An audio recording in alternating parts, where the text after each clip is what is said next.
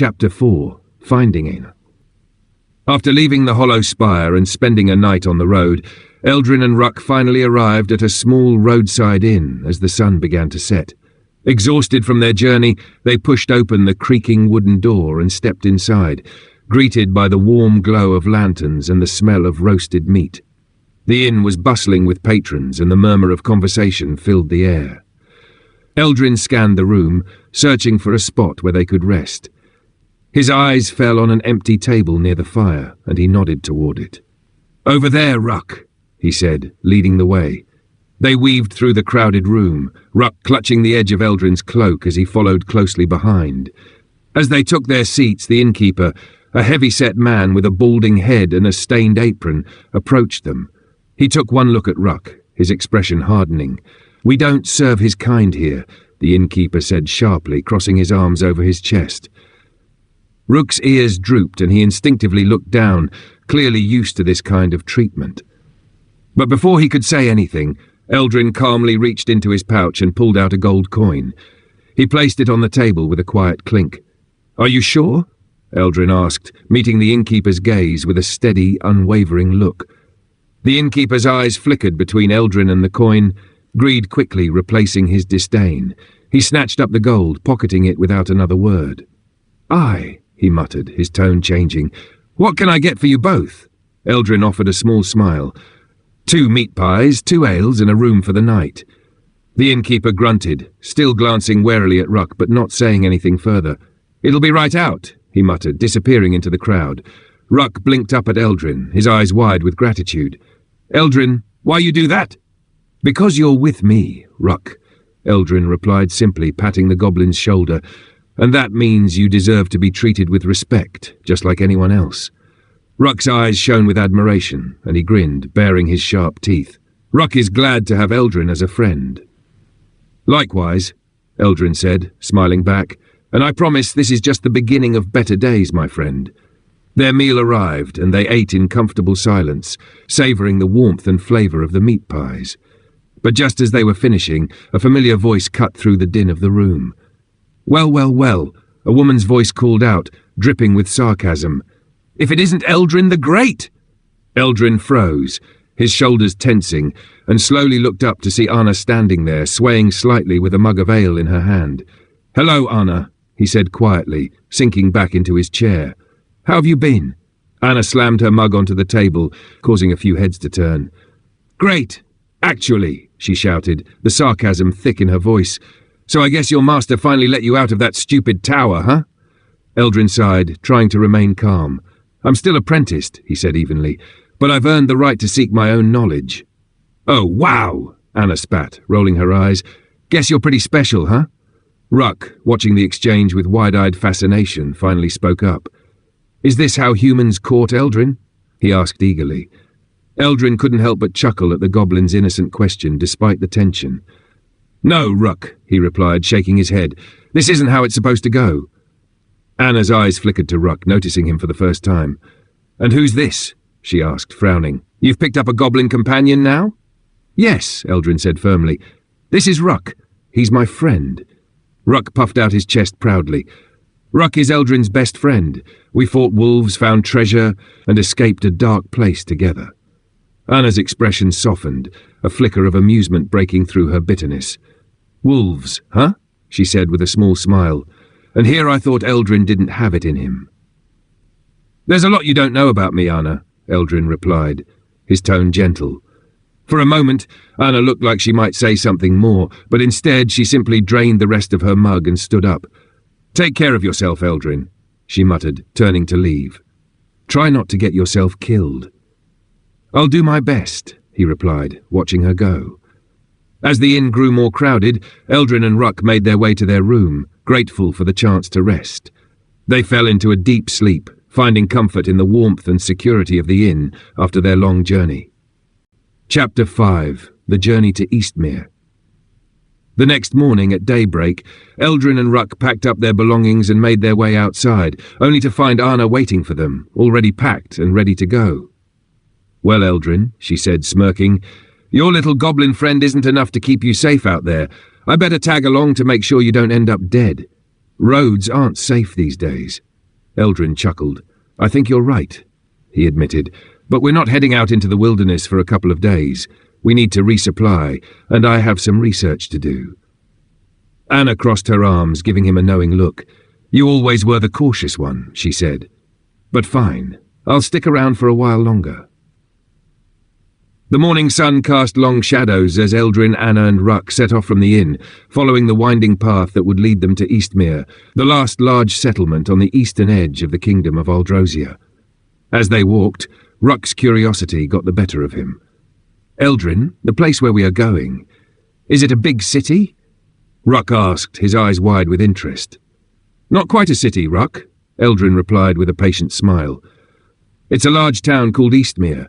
It's the last place people can find before heading into the wild lands beyond the kingdom. A busy place with traders and adventurers coming through, but not as big as a real city."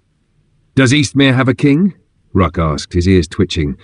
"No," Anna answered, glancing over at the goblin. "Eastmere is in the kingdom of Aldrosia, known for its strong culture, rich lands and a bit of magic here and there. But Eastmere is the furthest outpost to the east, which means it's also the most dangerous." Ruck nodded thoughtfully. "And this road? What's it called?"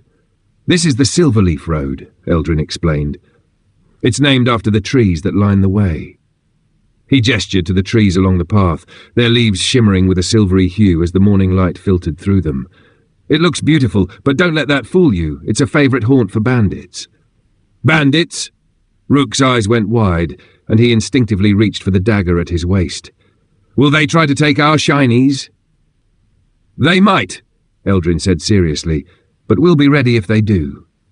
As the hours passed and the sun dipped lower toward the horizon, the group's pace slowed. The soft rustling of leaves suddenly seemed louder, and the sound of movement caught their attention. 4 figures emerged from the underbrush, each clad in mismatched armor and wielding rusty weapons. "That's far enough," a tall, scarred man barked, brandishing a sword. "Hand over your coin, and no one has to get hurt." Anna stepped forward, drawing her longsword with a practiced motion, her eyes flashing dangerously. "You picked the wrong group to rob today," she growled. Eldrin tightened his grip on his staff, and Ruck brandished his dagger with a determined grin. "We attack," Eldrin declared. The fight was swift. Anna charged forward, her longsword striking the nearest bandit with a powerful slash. Ruck, following her lead, darted in and plunged his dagger into the bandit's side, the man collapsing to the ground. Eldrin stepped back, raising his staff and muttering the incantation for sleep. A shimmering mist spread from his hands, enveloping the remaining bandits. 2 of them swayed, then collapsed to the ground, snoring softly. Only 1 bandit remained, his eyes wide with terror. He looked around, realizing he was hopelessly outmatched. "Drop your weapon, and you will not die," Eldrin commanded, his voice calm but unyielding. "Anna, don't kill him if he surrenders." The bandit hesitated, his grip tightening on his sword, but when he saw the determined expressions on all 3 of his attackers, his courage faltered. He let the sword clatter to the ground and fell to his knees. "Fine. Just don't hurt me." "No, you will not leave," Eldrin said coldly, pulling a length of rope from his pack. "You and your companions must pay for what you've done." He and Ruck moved quickly, tying up the bandits and disarming them, ensuring they posed no further threat. "You always were the soft one, Eldrin," Anna remarked, shaking her head. Eldrin smiled faintly as he took some cloth from the bandit's own clothing to bandage the wounded one. "Perhaps, but it's easier to collect on a bounty when they're alive." The journey continued, and by late afternoon the stone walls of Eastmere came into view, bathed in the golden glow of the setting sun. As they approached the town gates, a burly guard stepped forward, his eyes narrowing at the sight of the bound bandits. "Halt! State your business," he commanded. "We've brought you some troublemakers," Eldrin replied, gesturing to the bandits. "Caught them on the road to Eastmere." The guard's expression softened as he signalled for his comrades.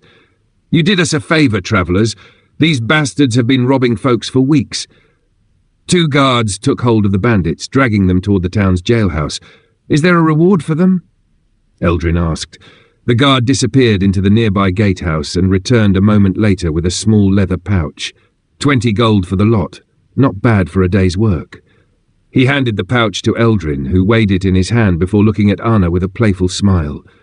You called me a softy, but it's easier to collect on a wanted man when they're alive, Eldrin teased. Anna chuckled. You've got me there, Eldrin.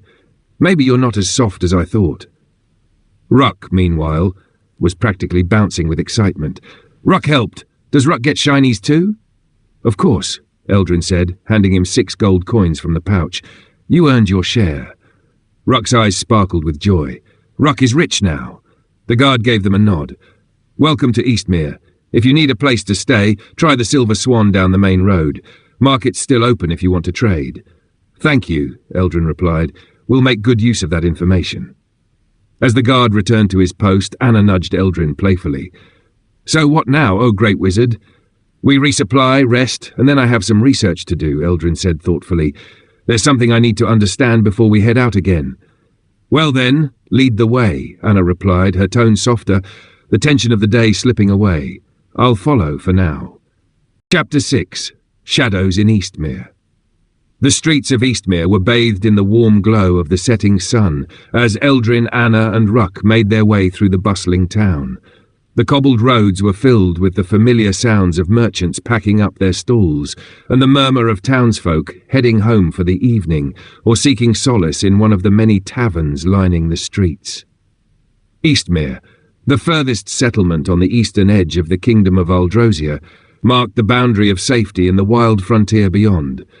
Rook's eyes darted around, wide with curiosity as they passed by the various stalls. So many shinies, he muttered under his breath, his fingers itching to inspect every trinket they passed. Keep your hands to yourself, Rook, Anna warned, giving him a sidelong glance, though her voice had a teasing edge. Last thing we need is you getting into trouble before we've even settled in. Rook would never. The goblin replied with an innocent smile, though his hands instinctively tucked themselves away as they continued on. Eldrin chuckled but felt a lingering tension that he couldn't shake. His thoughts drifted back to the guard's words, the tone that suggested something wasn't right. As they approached the Silver Swan, his unease deepened, but he pushed it aside, eager for rest after their long journey. The inn's sign, depicting a silver swan in flight, swayed gently above the door. The warm light spilling from the windows and the smell of roasting meat provided a welcome contrast to the uncertainty that gnawed at the back of Eldrin's mind. He pushed open the door and stepped inside, greeted by the comforting murmur of conversation and the sight of familiar faces. Vera, the innkeeper, stood behind the counter, her face lighting up with a smile the moment she spotted Eldrin. "Eldrin, it's been too long," she called out, wiping her hands on her apron as she approached. Eldrin offered a tired smile in return. "Good to see you, Vera. It has been a while." Vera's gaze flicked toward Anna and Ruck, lingering on the goblin for a moment. "Friends of yours?" "They are," Eldrin replied. "We've had a long journey and will need rooms for the night." Vera nodded but hesitated, her smile faltering as her expression grew more serious. She leaned in, lowering her voice so only Eldrin could hear. "There's something you should know," she whispered, glancing around the inn as if to make sure no one was eavesdropping. Eldrin frowned. "What is it?" Vera's voice was barely above a whisper. "Your master, they found him dead in his tower. No one knows how it happened, but they say it was unnatural." The words sent a chill down Eldrin's spine, and for a moment the noise of the inn faded into the background. "His master? Dead?" "Dead?" he whispered, disbelief clouding his mind. "I'm sorry, lad," Vera said gently, her face soft with sympathy. "He was a good man." Anna, noticing Eldrin's sudden change in demeanour, stepped forward. "What's wrong?" she asked, her voice laced with concern. Eldrin swallowed hard, his thoughts racing. "My master, he's dead. They found him in his tower." Ruck's ears drooped, and his wide eyes looked up at Eldrin with sorrow. "Eldrin's master, gone," he asked softly. "Ruck is sorry." The unease that had been building within Eldrin deepened. The connection to the obsidian orb, the cryptic carvings in the chamber, they all seemed to point toward this. His master's death wasn't a coincidence. "Let's get to the room," Anna said quietly, guiding Eldrin. "We need to talk." The three companions ascended the creaky wooden stairs, led by Vera to a small room at the far end of the hallway. She handed Eldrin the key, offering a sympathetic smile before disappearing back down the stairs. Eldrin unlocked the door, his hand trembling slightly as they stepped inside. The room was modest, a simple bed, a small wooden desk, and a single window overlooking the bustling street below. The weight of his master's death pressed down on him as he lit a candle and pulled the curtains closed, casting the room in dim light. Anna stood near the door, her arms crossed, watching him closely. "What do you think happened?" she asked, her tone low and serious. "I don't know," Eldrin muttered, his voice distant. "But this can't be a coincidence. I think it's connected to what we found in the spire." Ruck, his senses always sharp, stiffened suddenly. His ears twitched as his eyes darted toward a shadowed corner of the room. "Eldrin, we're not alone." Anna's hand went instantly to the hilt of her sword, her eyes narrowing. "What do you mean?" Ruck pointed, his voice a harsh whisper. "There, in the shadows." Eldrin's heart raced as his eyes strained to see through the darkness. In the far corner of the room, where the candlelight didn't quite reach, a figure lurked, a dark-cloaked assassin, blending into the shadows. Before Eldrin could react, the figure lunged, a dagger flashing toward him. The assassin moved with deadly speed, aiming for Eldrin's side, but Ruck's sharp eyes had given them just enough warning. Eldrin stepped back instinctively, narrowly avoiding the full brunt of the attack, though the blade still grazed him. Pain flared through his side as the cold steel sliced through his robes, drawing blood. Anna drew her sword in a heartbeat, her eyes blazing with fury. "You picked the wrong room," she growled, stepping between Eldrin and the assassin. But Eldrin, despite the pain, knew what had to be done. He raised his hand, his fingers crackling with arcane energy. Words of power tumbled from his lips as he summoned his magic. A glowing, ethereal bolt formed in the air before streaking toward the assassin with deadly precision. The magic missile struck the assassin square in the chest, a flash of light briefly illuminating the dark room as the force of the spell sent the attacker stumbling back. Ruck, quick as always, darted forward, his own dagger flashing in the dim light. "You hurt Eldrin! Ruck will stop you!" he shouted, slashing at the assassin with surprising speed. His blade found its mark, cutting into the assassin's arm, drawing a sharp hiss of pain. The assassin, wounded but still dangerous, lunged again. But Anna was ready. With a swift, brutal strike, she drove her sword through the assassin's defences, ending the fight in a single, decisive blow. The figure crumpled to the floor, the dagger clattering from his lifeless hand. The room fell silent once more, the flickering candlelight casting long shadows on the walls. Eldrin leaned heavily against the desk, his hand pressed to his side as he tried to steady his breathing. The assassin lay dead at their feet, a shadowy figure sent with a dark purpose. Anna knelt beside the body, her fingers deftly searching the assassin's cloak. "This wasn't just some random thief," she muttered, pulling a small black emblem from the folds of the cloak. The emblem was marked with strange, intricate symbols that Eldrin vaguely recognized from his master's book.